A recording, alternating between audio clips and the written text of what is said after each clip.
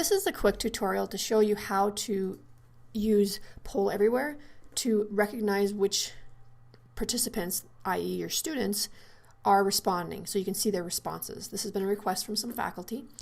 Otherwise, if you do it normally, then what happens is that you will not be able to identify which student comes with which response, which is the way most faculty like to use it, but a few faculty have requested the ability to actually use it to identify their students' responses. So here's what you're going to do. You're going to log in with your username and password. This is mine, so I'm just going to log in with this.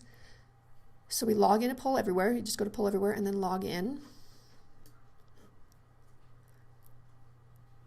All right, and you'll see all your polls here. So what you're going to do is you're actually going to go up to participants right here.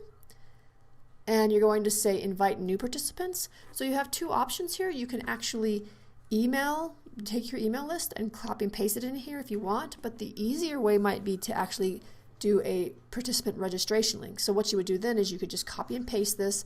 So you could copy this and then you could go into your course management system into eCollege and email everybody with this link, or you could go into WileWeb and email everybody with this link. And so you're going to send them this link is essentially what you're going to do. All right, so once they've got this, so we'll just copy this link and then we're going to actually log out of this account,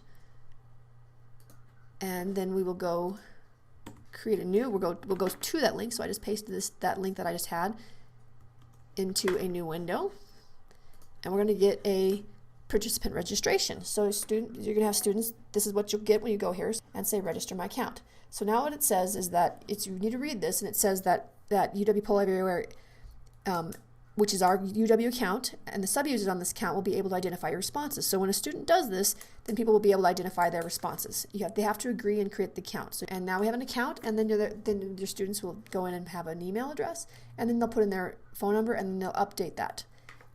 At this point now, when they have a response and they respond to your poll, you'll be able to see their responses. Okay, so now that you've got your students to register, you might want to see how to actually view their polls. So really quickly, if you just choose any of your polls, you go in and you find your My Polls and you go in, you'll see over here that you'll have this response history. Okay, if you click on that, it's going to give you some interesting information right here that you can see. You can see, what the counts were, individual responses, what date they were, where they were coming from, what they were sent via text or via the web.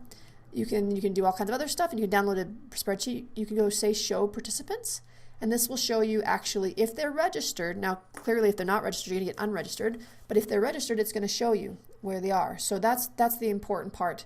I hope that this was helpful and that you will now be able to successfully register your students so that they can be recorded in your polls.